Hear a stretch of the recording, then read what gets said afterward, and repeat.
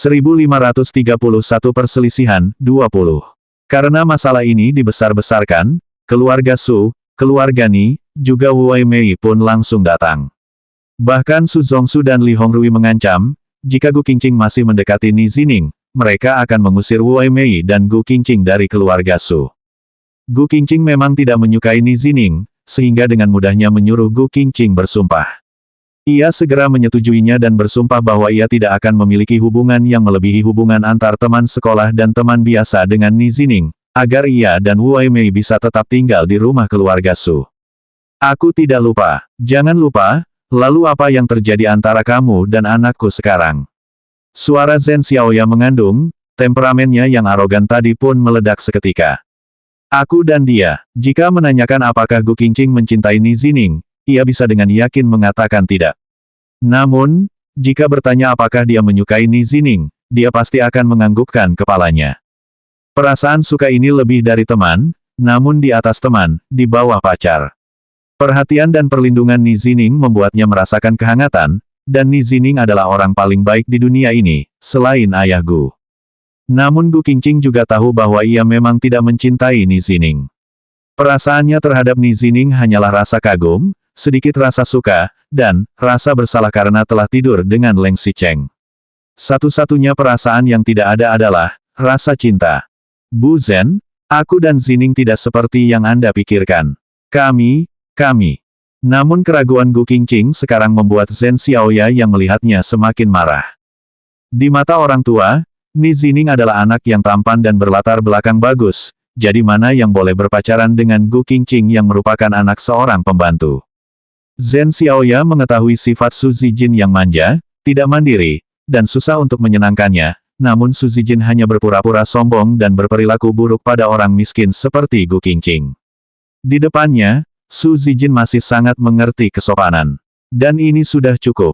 Pada dasarnya, pernikahan dari anak keluarga mereka memang tidak boleh ditentukan sendiri, dan keluarga Ni bisa mendapatkan menantu yang latar belakangnya bagus, yang harta keluarganya setara, wajahnya juga cantik, sangat setia kepada anaknya, bahkan juga sangat sopan terhadap dirinya dan suaminya. Semua ini sudah mampu membuat keluarga Ni bersyukur setengah mati. Kalau tidak ada Gu Qingqing yang merusak hubungan Ni Zining dan Su Zijin, mungkin mereka berdua kini sudah berpacaran bahkan bertunangan. Aku tidak peduli apa yang kalian berdua lakukan, pokoknya aku pasti tidak akan merestui hubungan kalian. Zhen Xiaoya marah, suaranya bertekad. Jika mereka tidak berada di ruang VIP, mungkin suara Zhen Xiaoya akan terdengar di seluruh kafe. Kamu harus langsung, segera, tinggalkan anakku. Aku pasti tidak akan membiarkan perempuan sepertimu mendekatinya. Sebenarnya Gu Qingqing selalu memiliki niat untuk putus dengan Ni Zining. Kalaupun Ni Zining sudah memberikan bantuan sebesar ini padanya, di saat ia tidak mengetahui bagaimana cara berterima kasih kepada Ni Zining, ia malah yakin akan suatu hal. Yaitu, meskipun dia benar-benar akan melanjutkan hubungan mereka, dia pasti akan memberitahu Ni Zining bahwa dia pernah tidur dengan Leng Xicheng. Bukannya sadis, tapi ia tidak bisa berbohong dan menutupinya dari Ni Zining. Kalau saat itu Ni Zining masih mau menerimanya, ia pasti akan memperlakukan Ni Zining dengan baik. Kedepannya, ia tidak akan memikirkan Leng Xicheng lagi, dan dengan sepenuh hati hanya akan memikirkan Ni Zining seorang. Kalau Ni Zining tidak bisa merasa tidak nyaman, juga tidak ingin meminjamkan uang lagi, maka ia akan tetap tersenyum untuk pria itu. Ni Zining layak mendapatkan yang lebih baik, karena ia memang adalah orang yang baik dan lembut. Bu Zhen, aku memang sedang berpacaran dengan Zining, tapi hubungan kami tidak seperti yang Anda pikirkan. 1532 Perselisihan 21. Kalau bukan Su Zijin yang memberitahu Zhen Xiaoya, kalau bukan karena Zhen Xiaoya menyelidiki masalah anaknya, ia sama sekali tidak akan tahu bahwa anaknya yang selalu patuh, tidak pernah melawan orang tua, dan tidak pernah membuat masalah itu, ternyata pergi meminjam uang temannya, dan pinjamannya itu bernilai ratusan ribu. Dan yang paling penting adalah, uang itu untuk Gu Qingqing. Menjelaskan, kamu mau menjelaskan apa lagi? Ini untukmu. Zhen Xiaoya benar-benar sudah mau gila. Lalu ia pun mengeluarkan sesuatu dari tasnya. Gu Qingqing melihat itu adalah sebuah amplop putih.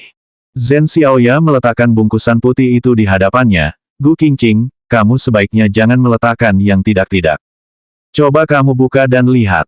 Sebenarnya saat Gu Qingqing melihat amplop putih itu, ia samar-samar sudah mengetahui sesuatu, hanya saja ia tidak bisa memastikannya. Dengan jari tangan yang sedikit bergetar, ia membuka amplop putih itu. Saat membukanya, ia pun melihat di dalam amplop putih itu hanya ada selembar kertas tipis. Ia mengeluarkan kertas itu dan melihatnya, ternyata adalah selembar cek. Dan di atas lembar cek itu tertulis 1 juta yuan. Bukankah kamu mau uang? Aku akan sekaligus memberi 1 juta, jadi tolong segera tinggalkan anakku. Uang ini, anggap saja ini sebagai uang aku membeli anakku. Kalau kamu tahu diri, cepat ambil uang ini dan pergi dari depan mataku. Kalau tidak, kamu tidak hanya akan kehilangan 1 juta ini, bahkan keluargamu juga akan terkena serangan udara, aku jamin itu. Gu Qingqing benar-benar tidak menyangka akan mengalami hal yang dialami oleh pemeran utama sinetron seperti ini. Ia bahkan mengambil lembar cek itu dengan tangan gemetar. Dengan teliti, dari atas sampai bawah ia melihat nominal yang tertera di atas, dan tanda tangan di bawah. Zhen Xiaoya benar-benar menerima cek 1 juta yuan. Zhen Xiaoya melihat Gu Qingqing menerima lembar cek itu, ia pun mencibir dengan dingin. Asal kamu tahu, meskipun kamu tidak menerima uang ini dan terus berpacaran dengan anakku, itu tidak akan ada gunanya. Karena anakku, salah, seharusnya sekeluarga kami, beberapa hari lagi akan pindah ke luar negeri. Kami sudah mengurus visanya, beberapa hari lagi kami akan berangkat ke Amerika.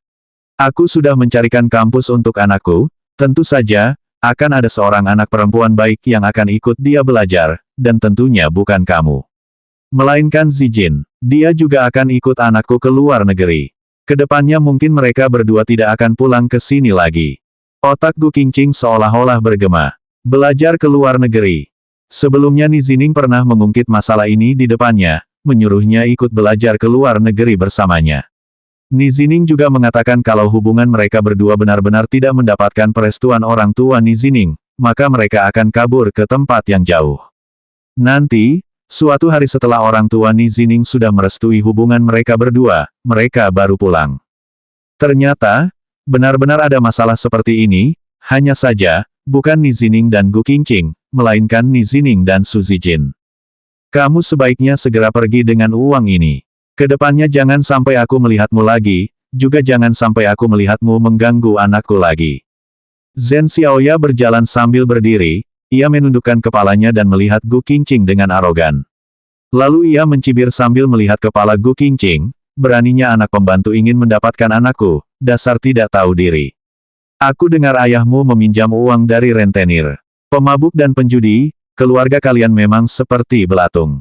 Jari Gu Qingqing membungkus amplop putih itu dengan erat, begitu kuat sampai urat-urat di tangannya terlihat. Amplop putih itu sudah tak berbentuk lagi di telapak tangan. 1533 perselisihan, 22. Zhen Xiaoya melihat Gu Qingqing memegang erat lembar cek itu, ia pun mengerutkan keningnya, kenapa, kamu tidak terima? Memangnya aku salah? Kalian sekeluarga memang belatung? Tidak, jauh lebih menjijikkan daripada belatung. Ayahmu adalah lalat, ibumu juga. Kalian adalah lalat, jadi jangan terbang di sekelilingku. Kukup, Gu Qingqing tiba-tiba berdiri, badannya yang ramping pun gemetar karena amarah yang melonjak. Bukankah kamu hanya mau aku meninggalkan anakmu? Bukankah kamu tidak suka melihatku mendekati Zining? Bukankah mau kami putus? Baiklah. Putus ya putus. Putus, apa yang kamu banggakan? Zhen Xiaoya terkejut, namun ia segera menstabilkan ekspresi, lalu menghina, kamu kira dengan nada keras, aku akan mengubah kesanku terhadapmu. Jangan bermimpi, aku tidak pernah mengakui orang sepertimu sebagai pacar anakku, apalagi mau masuk ke keluargaku, menjadi menantuku. Orang tua yang buruk memang hanya akan menghasilkan anak yang tidak berpendidikan. Kalau tidak mau ya sudah. Gu Qingqing bisa menoleransi apapun, tidak berpendidikan ia tak berpendidikan, memangnya kenapa? Kamu kira aku sangat ingin masuk ke keluargamu? Kalau bukan karena Zining yang terus mengejarku, kamu kira aku mau berpacaran dengannya? Asal kamu tahu, aku sudah lama mau putus di dekatnya, aku sama sekali tidak mencintainya. Zhen Xiaoya menunggu seharian, inilah kata-kata yang ditunggu-tunggunya.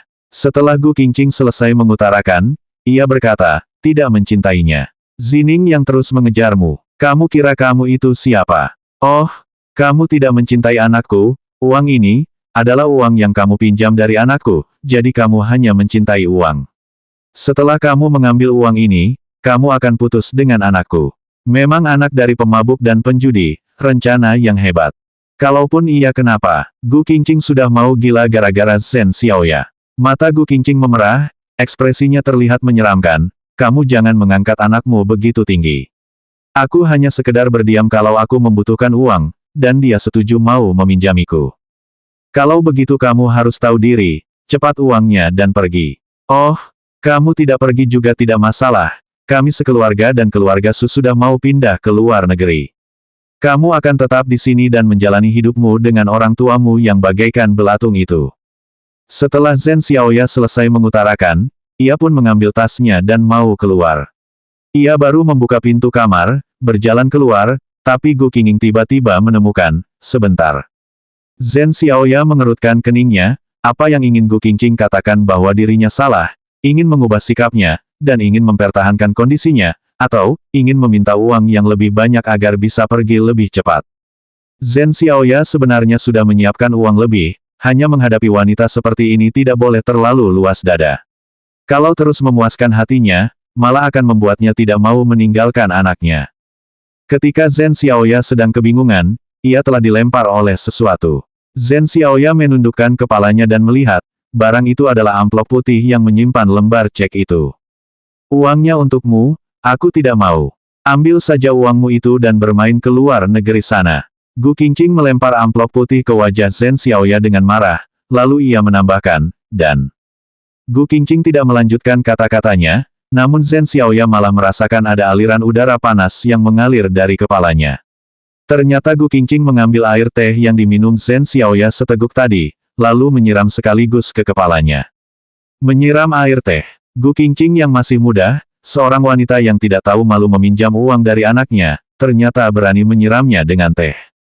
1534 Perselisihan, 23. Zhen Xiaoya sudah mau mengamuk. Ia bahkan tidak tahan untuk berteriak, "Ark! Gu Qingqing, beraninya kamu!" Zhen Xiaoya harus bersyukur, karena tadi dia mencampur tehnya dengan sedikit susu, dan sudah didiamkan sebentar, jadi sudah tidak panas lagi. Namun, meskipun tidak panas tapi sangat lengket.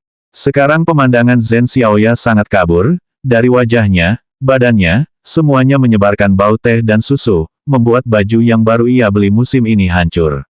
Apa yang aku takutkan? Gu Qingqing juga sudah tidak mempedulikan apapun lagi, kamu saja bisa menyebut ayah dan ibuku sebagai belatung, lalat, pemabuk, penjudi, menyebut mereka kotor.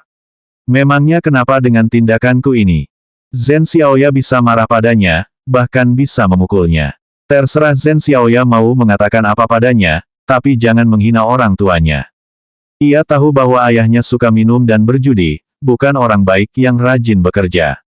Ibunya juga rakus akan uang, menjanjikan dan takut masalah, namun semua ini bukan modal bagi Zhen Xiaoya yang merupakan dosen, agar bisa menghina mereka. Ambil uangmu dan pergi. Oh, kalau kamu tidak mau pergi juga tidak masalah, karena aku memang sudah memutuskan untuk putus dengan anakmu. Sekeluarga pergilah ke luar negeri, bawa uang 1 jutamu itu dan jalanilah dengan sepenuh hati kehidupan kalian mu itu. Aku tidak peduli. Setelah Gu Qingqing selesai mengucapkan kalimat ini, ia mengambil selembar kertas dari ranselnya, lalu membantingnya dengan kuat di atas meja, lalu berdiri. Gu Qingqing cukup tinggi, sebelumnya karena mau bertemu dengan tetua, jadi ia memimpin kepalanya. Tapi kini ia berdiri, mengangkat dada, menegakkan punggung, dan wibawanya pun melonjak, mengalahkan Zhen Xiaoya yang memakai sepatu hak tinggi. Keluargaku memang miskin, aku memang pernah berpikir mau meminjam uang dari anakmu, tapi aku juga bukan orang yang akan pergi setelah mengambil uang. Tentu saja sekarang barang itu sudah tidak berguna lagi, tapi jangan pikir aku memiliki pikiran kotor sepertimu. Aku tidak terima. Selamat tinggal. Oh salah, aku harap kedepannya aku tidak lagi bertemu denganmu, Bu Zhen. Setelah Gu Qingqing meninggalkan ruang VIP, Zhen Xiaoya melihat ke permukaan meja itu, ia melihat selembar surat hutang. Di atas tertulis, hari ini meminjam uang Nizining 1 juta, dan pasti akan mengembalikannya dengan bunga. Peminjam, Gu Qingqing. Tanggal XX bulan XX tahun 20XX. Di bawah surat hutang masih ada sederet angka, yang merupakan nomor KTP Gu Qingqing dan tanda tangan. Gu Qingqing bahkan menyumbangkan satu tempat kosong, dan menulis kata, saksi. Tentu saja, sampai sekarang masih belum ada tanda tangan dan nama. Ketika Zhen Xiaoya melihat surat hutang ini, ia pun parkir. Bagus sekali, pantas saja anaknya bisa ditipu oleh Gu Qingqing. Gu Qingqing memang mengurus masalah dengan cantik sekali, bahkan sampai menyiapkan surat hutang dan ada saksi serta nomor KTP. Gu Qingqing memainkan kemampuannya dengan cantik sekali, anaknya yang polos tentu saja akan lebih menyayangi Gu Qingqing. Tapi, sebenarnya ada sebuah pemikiran yang melintas di otak Zhen Xiaoya. Mungkin Gu Qingqing benar-benar tidak pernah memikirkan mau menipu, karena Zhen Xiaoya mendengar sepertinya ada masalah di rumah keluarga Gu, dan memerlukan sejumlah uang besar dalam waktu singkat. Tentu saja masalah ini tidak ada hubungannya dengan Zhen Xiaoya. Pokoknya ia tidak terima kalau harus punya menantu yang merupakan anak pembantu. Gu Qingqing, dasar. Kini badan dan wajah Zhen Xiaoya masih basah karena air teh. Dan Gu Qingqing pergi begitu saja. Gu Qingqing adalah wanita pertama yang berani melempar lembar cek ke wajahnya, dan menyiram air ke kepalanya. Ia harus cepat-cepat ke luar negeri dan membuat anaknya meninggalkan wanita itu seumur hidup. 1535 perselisihan, 24.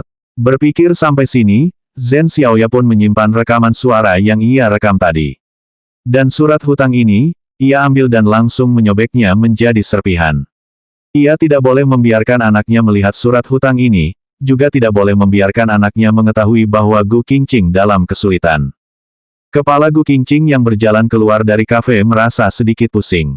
Tadi ia menyiramkan air teh dan melempar lembar cek dengan puas, namun saat bersin lagi, ia memang membutuhkan uang 1 juta itu.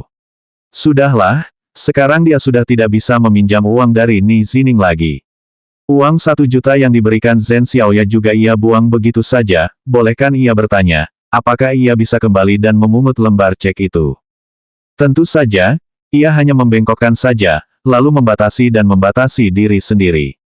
Ketika mau naik bus untuk pulang ke rumah, ia melihat layar LED di seberang jalan sana sedang memberitakan keluarga Leng tengah krisis, dan mengalami kerugian miliaran dalam setengah tahun. Para pemegang saham grup Leng juga menarik modal mereka.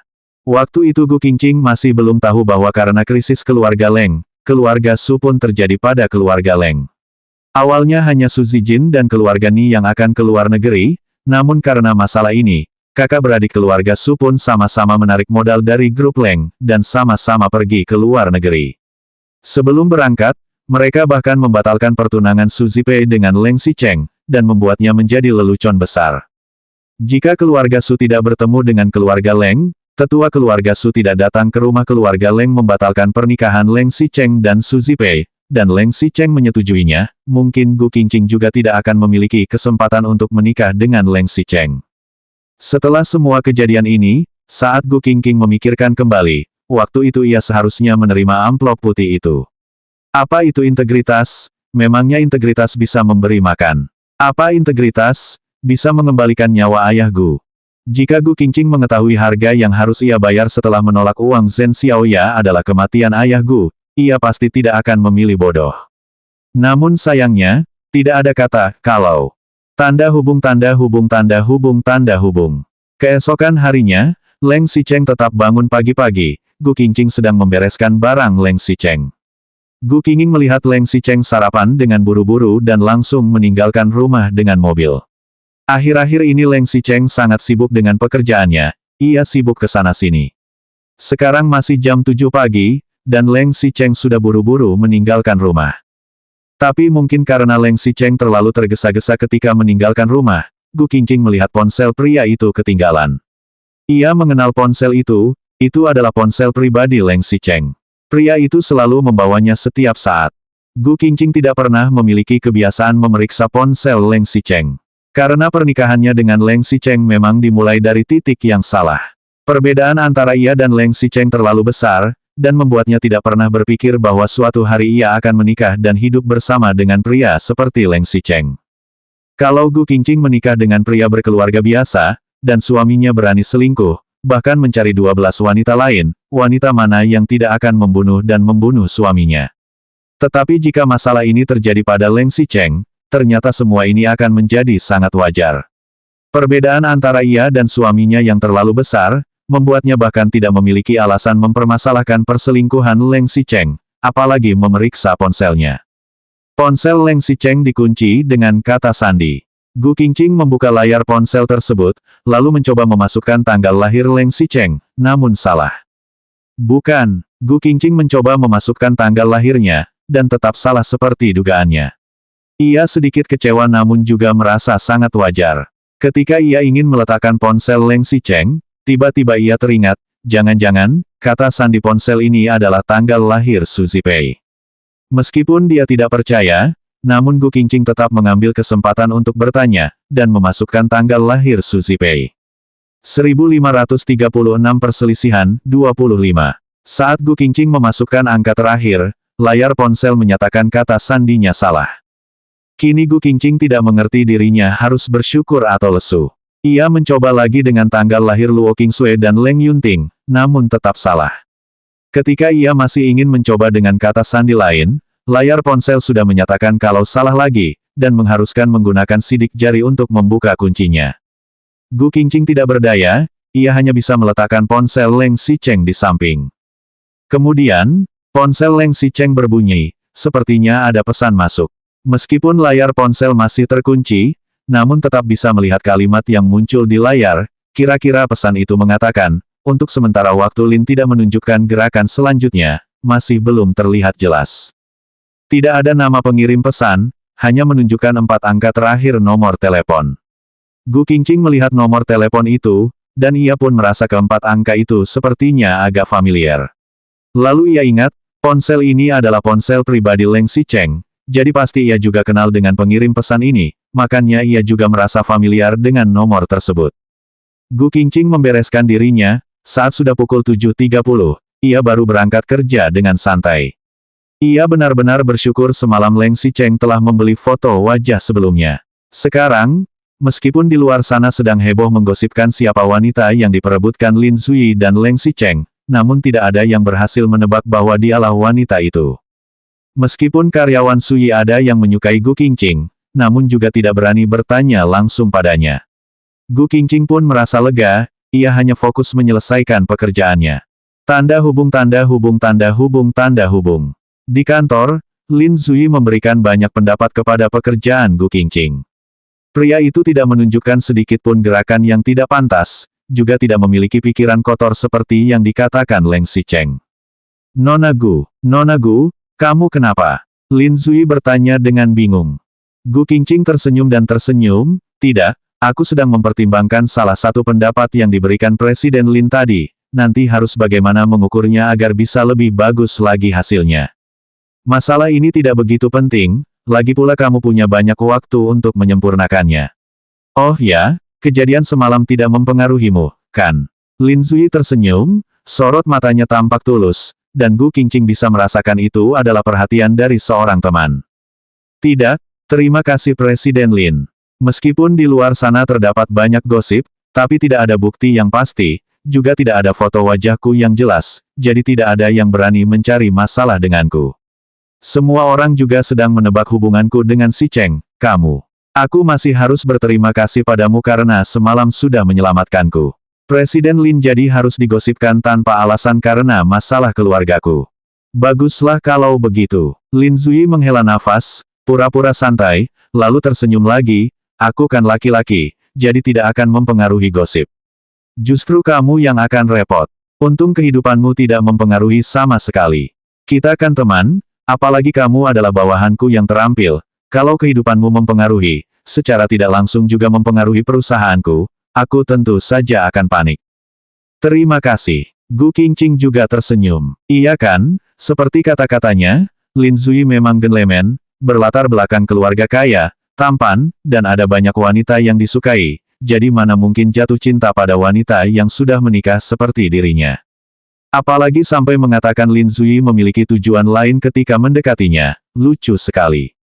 Padahal sejak pertama kali ia masuk kerja sampai sekarang, Lin Zui tidak pernah mencoba mendapatkan informasi darinya satu kali pun. Gu Qingqing merasa bangga bisa memiliki teman dan atasan seperti Lin Zui. Ketika ia mau pamit, di luar ruangan Lin Zui tiba-tiba kacau, seperti ada suara yang menusuk telinga. Kemudian terdengar suara ketukan pintu, dan suara asisten Lin Zui yang panik pun terdengar, "Presiden Lin, astaga, bagaimana ini?" 1537 Perselisihan, 26. Lin Zui mengerutkan keningnya, ia pun berkata, "Masuk." Gu Qingqing mengira Lin Zui mempunyai masalah darurat, ia pun mau keluar dari ruangannya, "Kalau begitu aku keluar dulu, Presiden Lin." Lin Zui menganggukkan kepalanya. Ketika Gu Qingqing mau keluar, pintu ruangan kantor Lin Zui pun terbuka. Begitu asisten Lin Zui masuk dan melihat Gu Qingqing, wajahnya pun menunjukkan ekspresi terkejut dan panik. Dan yang paling penting adalah, di belakang asisten itu masih ada para penonton yang ingin menyaksikan keramaian. Lin Zui pun tidak suka, dan segera memarahi mereka, "Ini jam kerja, apa yang kalian lakukan di depan pintu?" Tapi Presiden Lin, Direktur Gu dia. Semua orang melihat Gu Qingqing dengan aneh dan penasaran, bahkan ada yang mengamati, seolah-olah ingin menarik Gu Qingqing keluar dan mengamatinya dari atas sampai bawah.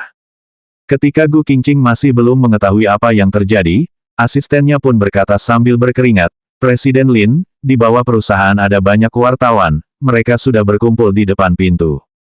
Wartawan, Lin Zui kebingungan, lalu dia melihat Gu Qingqing. Gu Qingqing mengira gara-gara masalah semalam, wartawan pun datang mencari Lin Zui karena ingin mendapatkan gosip terbaru. Lin Zui terkekeh, "Ini juga bukan pertama kalinya ada yang ingin mewawancaraiku. Sesuai peraturan lama, kalian semua wartawan itu pergi. Ini bukan perusahaan hiburan, jadi tidak memerlukan berita panas untuk menarik perhatian." Tapi, wartawan itu tidak datang untuk mewawancarai Anda, tapi, Nona Gu. Asisten tersebut melirik Gu Qingqing, lalu berkata lagi, "Mereka bilang, Nona Gu adalah istri Leng Xicheng, juga adik dari tersangka kasus perusahaan Rongxin." Otak Gu Qingqing serasa meledak, situasi seperti apa ini? Bukankah berita itu sudah meliput semalaman? Kenapa sekarang bisa jadi seperti ini? Leng Xicheng sudah berusaha mengatur berita agar memberitakan Gu Qingqing hanyalah sebagai wanita barunya. Karena tidak ada foto wajah depan dan juga profil pribadi Gu Qingqing, berita ini pun hanya heboh sebentar. Namun sekarang semua wartawan malah mengepung gedung perusahaan Suyi, bahkan menunjukkan identitas asli Gu Qingqing, sekutunya dengan keluarga Gu, dan sekutunya dengan Leng Xicheng. Sebenarnya ada apa ini? Asisten tersebut juga bertindak dengan cepat, ia segera menutup pintu ruangan Lin Zui. Ketika Gu Qingqing sedang kebingungan, ponselnya pun berdering, panggilan dari Leng Xicheng, "Kamu di mana?" Suara Leng Xicheng tetap rendah dan tenang, namun di bawah ketenangan ini sepertinya masih ada perasaan panik yang bahkan tidak diketahui Leng Xicheng sendiri.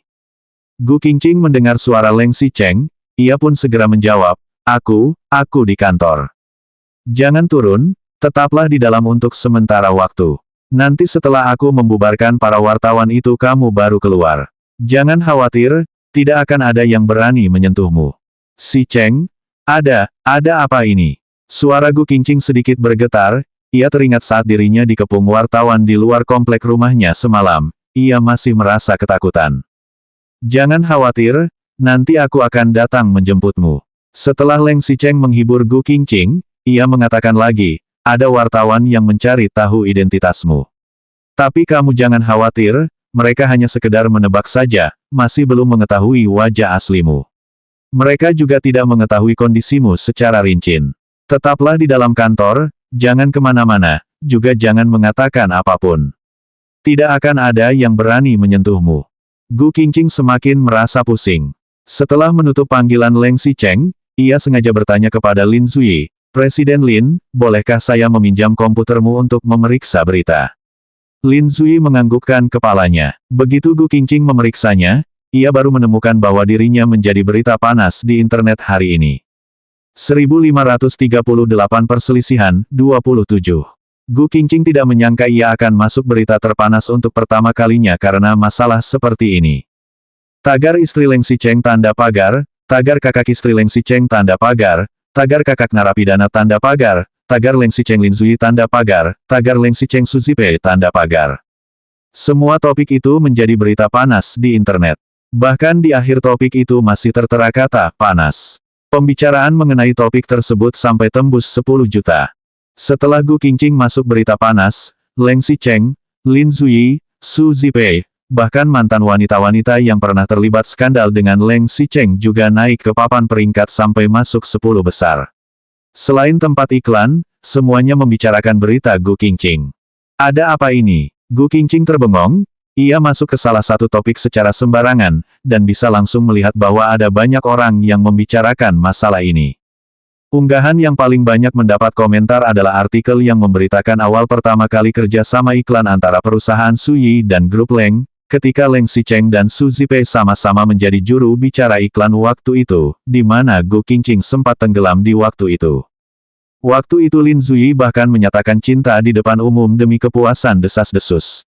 Dan adegan itu juga telah dipotret oleh banyak wartawan. Saat itu sudah ada desas-desus yang mengatakan bahwa Gu Qingqing sudah menikah, dan mengira Leng Xicheng tidak akan suka menjadi selingkuhan, kemudian masalah tersebut pun akhirnya berhasil diredam dengan susah payah. Sekali demi bersaing dengan Lin Zuyi, Leng Xicheng sengaja mengantar jemput Gu Qingqing berangkat dan pulang kerja.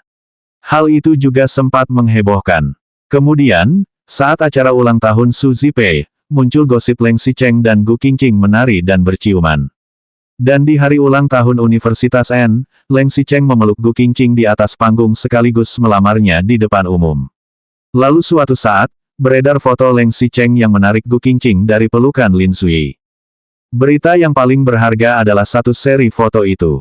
Dilihat dari tanggal foto itu diambil, kira-kira adalah foto-foto saat Leng Xicheng menjemput Gu Qingsan di pusat terpencil. Leng Xicheng menjemput Gu Qingsan, namun mobilnya malah berhenti di Malhua Mall, lalu ia dan Gu Qingqing berjalan di bawah hujan deras, mereka saling berpelukan di tepi jalan. Dari foto dapat dilihat bahwa Gu Qingqing dan Gu Qingsan jelas-jelas memiliki hubungan kekerabatan, hubungan Gu Qingqing dan Leng Xicheng juga tidak biasa. Foto-foto ini diambil selama beberapa bulan secara bertahap, dan dalam kurung waktu tersebut, sudah jelas kalau Gu Qingqing tidak mungkin hanya sekedar wanita selingan Leng Xicheng. Meskipun sampai sekarang belum ada foto wajah depan dan hanya bisa menebak-nebak latar belakang Gu Qingqing, namun justru hal inilah yang membuat orang merasa bahwa ia memang istri Leng Xicheng yang telah disembunyikan selama 3 tahun, yang tidak pernah diumumkan ke publik. Karena pria itu melindunginya sampai seperti ini. Otak Gu Qingqing sudah kosong, ia tidak menyangka akan mengalami hal ini. Ia tidak menyangka semua orang akan mengetahui identitasnya. Saat Gu Qingqing melihat beberapa komentar secara acak, warganet semakin menjadi-jadi. Ada yang mengatakan Gu Qingqing lah pemegang saham perusahaan Rongxin, dan menjadikan kakaknya sebagai kambing hitam. Mereka dengan tegas meminta polisi menangkap Gu Qingqing dan menginterogasinya. Ada yang mengatakan Gu Qingqing tidak terima melihat suaminya berdekatan dengan wanita, jadi ia tidak mau kalah pun berselingkuh dengan putra keluarga Lin. Tapi ia kemudian mendapat karma seperti ini. Ada banyak laki-laki mesum menggunakan kata-kata tak senonoh memuji Gu Qingqing, menilainya dari atas sampai bawah. Karena Gu Qingqing menjalani kehidupannya dengan sederhana, ia tidak memiliki banyak media sosial. Akun pribadinya juga tidak memiliki banyak foto, dan ini malah membangkitkan rasa penasaran para warganet. 1539 terpapar, 1. Berbagai macam tebakan dan pembicaraan mengenai Gu Qingqing pun bermunculan. Warganet bahkan sampai mencari-cari foto pribadi Gu Qingsan. Dengan foto ini mereka mengisyaratkan alamat rumah keluarga Gu, dan sekarang mungkin sudah ada yang ke sana untuk melihat situasi. Selain itu, menurut berbagai informasi mengenai Gu Qingqing, ada orang yang mencari melalui buku wisuda Universitas N. Dan ada juga yang mencari dari perusahaan Suyi, dari nama-nama para karyawan yang ikut berpartisipasi dalam 2 kali kerja sama antara grup Leng dan perusahaan Suyi. Untung saja perusahaan Suyi adalah perusahaan bisnis yang tidak pernah mengumumkan foto dan nama karyawan perusahaan di atas poster. Bahkan ada orang yang mencari informasi mengenai Gu Qingqing menggunakan wajahnya yang mirip dengan Su Zipei. Warganet memang menyeramkan seperti belatung. Mereka menggali informasi mengenai Gu Qingqing dengan tenaga kerja. Kalau bukan karena Gu Qingqing benar-benar tidak pernah memiliki kebiasaan bermain media sosial, mungkin begitu masalah ini terekspos, warganet sudah menggali semua informasi tentang nenek moyangnya. Gu Qingqing pun hampir pingsan ketika melihat berita ini. Apakah orang-orang ini sudah gila? Celana saja ada begitu banyak wartawan di bawah gedung perusahaan Suyi. Satu-satunya informasi tepat yang mereka dapatkan adalah bahwa ia adalah karyawan perusahaan Suyi. Kalau mereka tidak datang ke sini untuk mendapatkan gosip, mau kemana lagi mereka? Gu Qingqing bahkan tidak perlu turun untuk melihatnya secara langsung, cukup mendengarkan situasi di mana panggilan operator perusahaan di luar sudah hampir lumpuh. Ia sudah bisa tahu betapa menakutkannya para wartawan hiburan yang ganas dan orang-orang yang penasaran itu.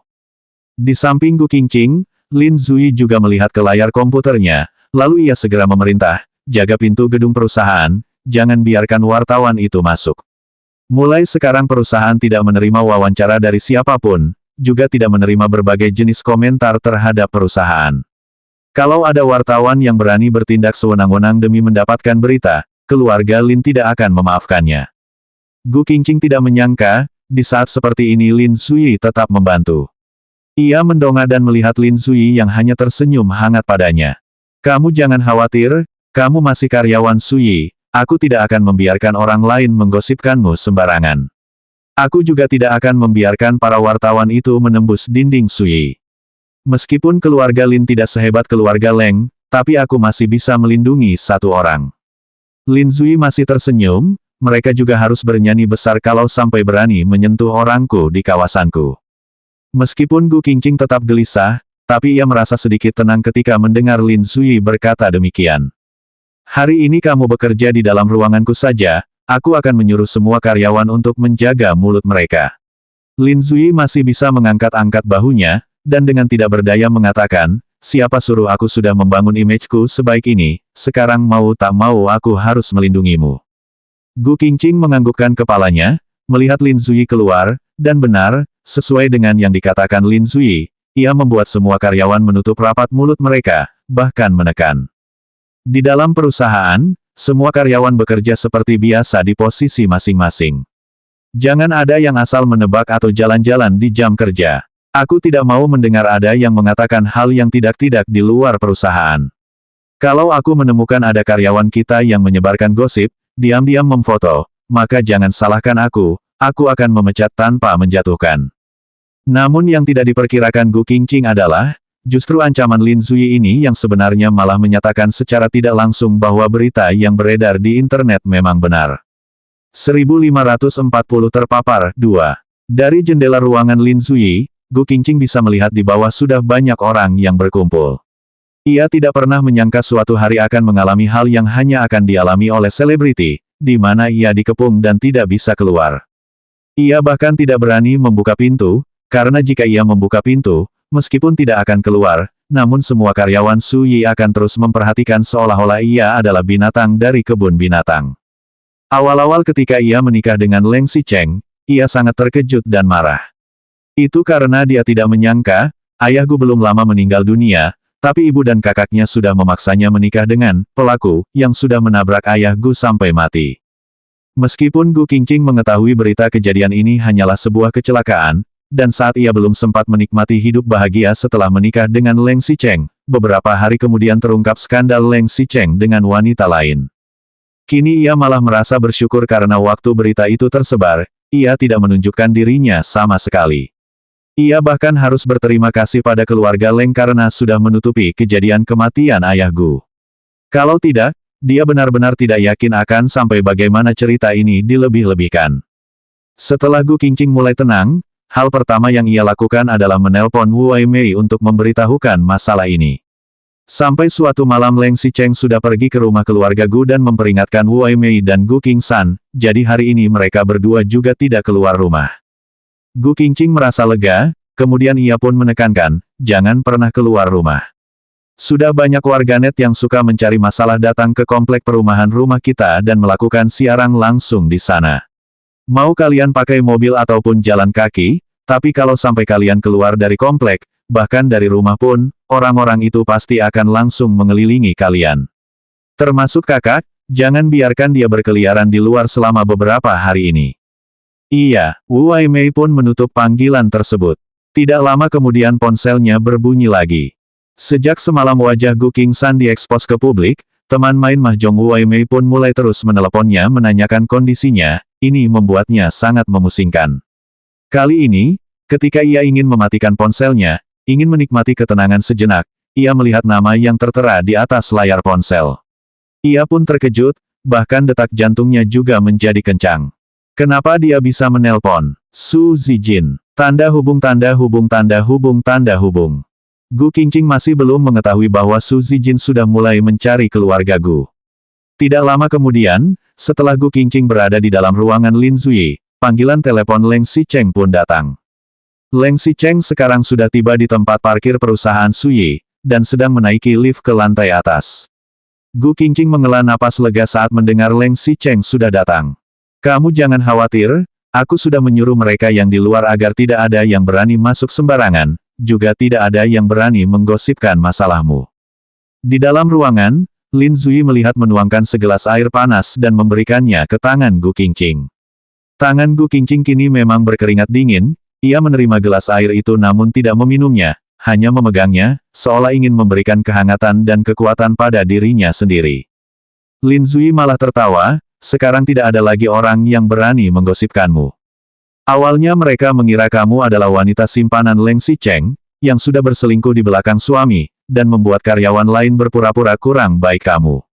Tapi kali ini malah bagus, karena dari selingkuh menjadi istri sah, bahkan menjadi Nyonya Leng. Kedepannya kamu bisa berjalan santai di perusahaan tanpa halangan lagi. Kalau ada yang berani mengganggumu, langsung suruh Kak Xicheng merawat mereka saja, dan bagaimana mereka masih berani mengatakan yang tidak-tidak lagi. Presiden Lin, kamu jangan bertanya padaku. Gu Qingqing menyesap airnya seteguk, mungkin karena airnya terlalu panas, jadi ketika ia minum dengan tidak hati-hati, airnya pun tumpah ke badannya. Lin Zuyi segera maju dan menarik 2 lembar tisu, ia memberikannya kepada Gu Qingqing, lalu menarik lagi beberapa lembar tisu dan mulai mengelap kerah Gu Qingqing dengan lembut. Kamu ini, yang aku tuang itu air panas, kamu malah tidak meniupnya dulu sebelum minum. Lihat sekarang, tumpah, kan? Pada saat ini, pintu ruang kantor Lin Zuyi pun terbuka. Selanjutnya bab 1541 terpapar 3.